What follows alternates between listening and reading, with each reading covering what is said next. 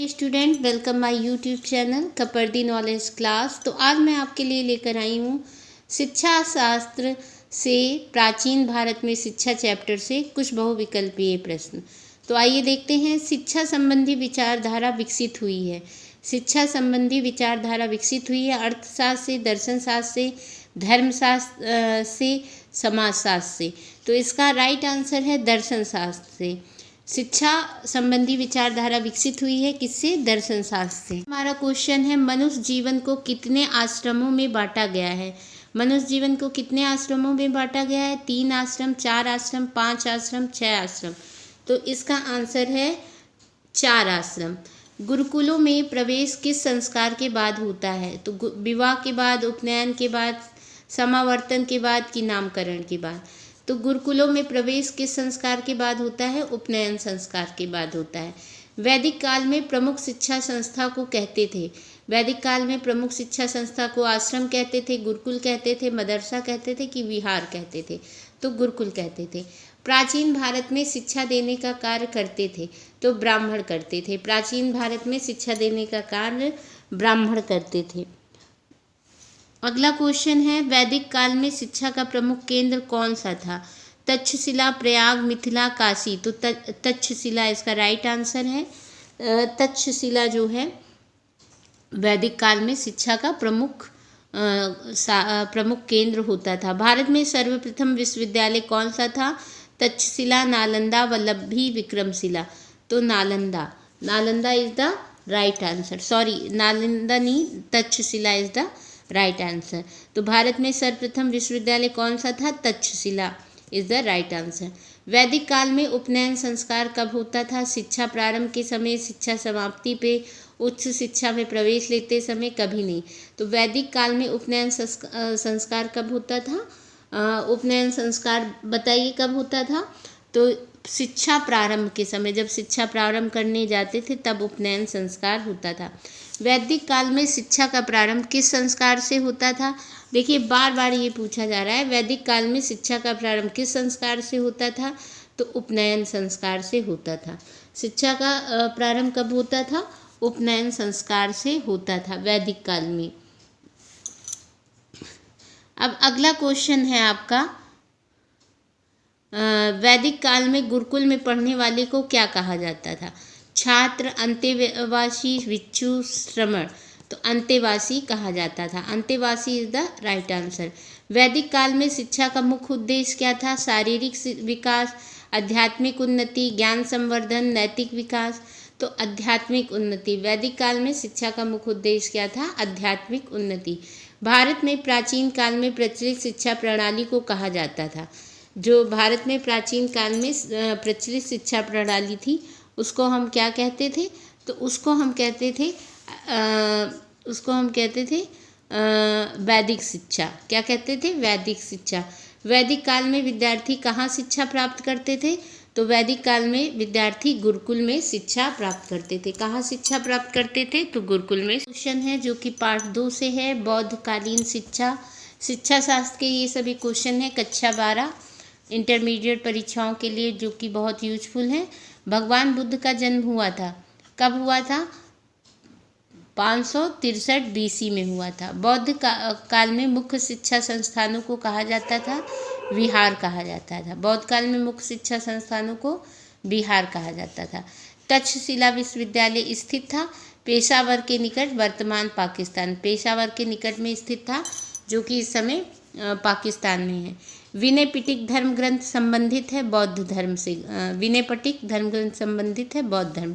बौद्ध काल में शिक्षा आरंभ करने की आयु क्या थी? 8 वर्ष थी। विक्रमशिला विश्वविद्यालय की स्थापना हुई थी बौद्ध काल में। बौद्ध काल में विक्रमशिला विश्वविद्यालय की स्थापना हुई थी। नालंदा विश्वविद्यालय वर्तमान समय के किस नगर के निकट स्थित था? तो पटना में। बौद्धकालीन शिक्षा का प्रारंभ किस संस्कार के बाद होता था? प्रबज्जा। उपनयन नहीं, प्रबज्जा। उपनयन वैदिक काल का। बौद्धकालीन शिक्षा में किस संस्कार के पश्चात बालक को श्रमण कहा जाता था? प्रबज्जा।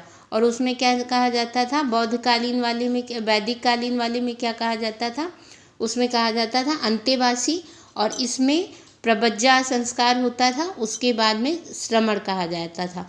और जो आपका वैदिक कालीन था तो उसमें उपनयन संस्कार होता था और अंतेवासी कहा जाता था। तो बौद्धकालीन शिक्षा में क्या होता था? प्रबज्जा संस्कार होता था। प्रबज्जा संस्कार का संबंध है अधोलिखित में प्रबज्जा संस्कार किस काल की शिक्षा से संबंधित है? तो बौद्ध शिक्षा से संबंधित है। बौद्ध मठों एवं विहारों में शिक्षा का माध्यम कौन सी भाषा थी? अथवा बौद्ध काल में मठों एवं विहारों में शिक्षा का माध्यम कौन सी भाषा थी? पाली भाषा चलती थी। भारत का सर्वप्रथम विश्वविद्यालय कौन सा था? भारत का सर्वप्रथम विश्वविद्यालय नालंदा था। में हमने लिया है मध्यकालीन या मुस्लिम कालीन शिक्षा, चैप्टर 3 शिक्षा शास्त्र, इंटरमीडिएट 12th क्लास। तो मुस्लिम काल में बिस्मिल्लाह की रस्म अदा की जाती जब बालक हो जाता था। कितने वर्ष का हो जाता था जब बालक? तब बिस्मिल्लाह संस्कार किए जाते थे। तो ये जो है बी, 4 वर्ष से 4 माह 4 दिन, 4 वर्ष 4 माह 4 दिन बिस्मिल्लाह की रस्म अदा की जाती थी। 4 वर्ष 4 माह और 4 दिन। मध्यकालीन शिक्षा में प्राथमिक शिक्षा प्रदान की जाती थी। कहाँ पे प्रदान की जाती थी? तो आपका है आंसर नंबर मकतब में शिक्षा प्रदान की जाती थी। मुस्लिम काल में शिक्षा का प्रमुख उद्देश्य क्या था? तो मुस्लिम काल में शिक्षा का प्रमुख उद्देश्य क्या था आपका? चरित्र निर्माण, व्यावसायिक कुशलता, इस्लाम धर्म एवं संस्कृति का प्रसार। तो मुस्लिम काल में शिक्षा का प्रमुख उद्देश्य ये था। और वैदिक काल में क्या था? धार्मिक प्रसार के लिए, और यहाँ आध्यात्मिक प्रसार के लिए। अगला क्वेश्चन है मुस्लिम कालीन शिक्षा प्रणाली में किस भाषा को प्रधानता दी गई थी? कौन सी भाषा को प्रधानता दी गई थी? हिंदी और संस्कृत, अरबी और फारसी, पाली एवं प्राकृत, बंगाली एवं पंजाबी। तो बताइए कौन सी भाषा को कहा गया था? नंबर सी अरबी और फारसी को। तो ये अरबी और फारसी भाषा को प्रधानता दी गई थी। हजरत मोहम्मद साहब का जन्म हुआ था। हजरत मोहम्मद साहब का जन्म कहाँ हुआ था? तो आपका मक्का में, मदीना में, यरूशलेम में कि जेदा में? तो मक्का में हुआ था। और 4 वर्ष 4 महीने 4 दिन की आयु पर कौन सा संस्कार होता था? बिस्मिल्लाह संस्कार होता था। उपनयन है वैदिक काल का, प्रबज्जा है बौद्ध कालीन का, बिस्मिल्लाह आपका मुस्लिम कालीन शिक्षा का संस्कार होता था। बिस्मिल्लाह संस्कार का संबंध है वैदिक काल से, मुस्लिम काल से, बौद्ध काल से, ब्रिटिश काल से। तो मुस्लिम काल से इसका संबंध है। बिस्मिल्लाह रस्म संबंधित है। बिस्मिल्लाह रस्म किससे संबंधित है? बौद्ध धर्म से, मुस्लिम धर्म से, हिंदू धर्म से या जैन धर्म में से? तो किससे है? मुस्लिम धर्म से है। इसका तो आंसर आप लोग बता ही सकते हैं। मकतबों में किस प्रकार की शिक्षा प्रदान की जाती थी? प्राथमिक स्तर, माध्यमिक स्तर, उच्च स्तर की तकनीकी। बताइए कौन सी स्तर की शिक्षा प्रदान की जाती थी? तो प्राथमिक स्तर की शिक्षा प्रदान की जाती थी। ये था आपका शिक्षा शास्त्र क्लास 12 का चैप्टर नंबर 3 मध्यकालीन या मुस्लिम कालीन शिक्षा से संबंधित बहुविकल्पीय प्रश्न। आपके क्वेश्चन ब्रिटिश काल में शिक्षा संबंधित पार्ट से शिक्षा शास्त्र इंटरमीडिएट क्लास 12 यूपी बोर्ड से रिलेटेड यहाँ पे कुछ प्रश्न हैं जो बहुविकल्पीय प्रश्न हैं। ईस्ट इंडिया कंपनी को पूर्वी देशों के साथ व्यापार करने की आज्ञा प्राप्त हुई। कब प्राप्त हुई थी? तो सन 1600 में ईस्ट इंडिया कंपनी को पूर्वी देशों के साथ व्यापार करने की आज्ञा प्राप्त हुई थी सन 1600 में। कलकत्ता में फोर्ट विलियम कॉलेज की स्थापना की गई थी। कब की गई थी? तो आंसर है डी, सन 1750। प्रथम भारतीय विश्वविद्यालय आयोग 1902 का गठन किस वायसराय के समय में किया गया था?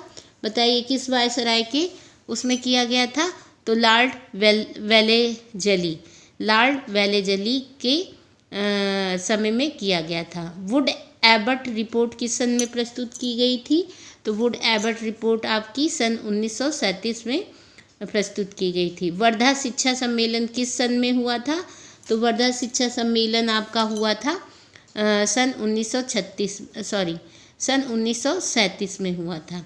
एक अच्छे यूरोपीय पुस्तकालय की अलमारी भारत और अरबी के संपूर्ण देसी साहित्य के बराबर होगी, यह कथन किसका था? तो ये कथन था आपका लॉर्ड मैकाले का। क्या कथन था? एक अच्छे यूरोपीय पुस्तकालय की अलमारी भारत और अरबी के संपूर्ण देसी साहित्य के बराबर होगी। भारत में आधुनिक विश्वविद्यालय की स्थापना का सुझाव दिया गया था। तो किसके उससे दिया गया था? इसका ऑप्शन है डी, 1854 के वुड के घोषणा पत्र द्वारा। भारतीय स्कूलों के लिए सहायता अनुदान प्रणाली कब प्रारंभ हुई?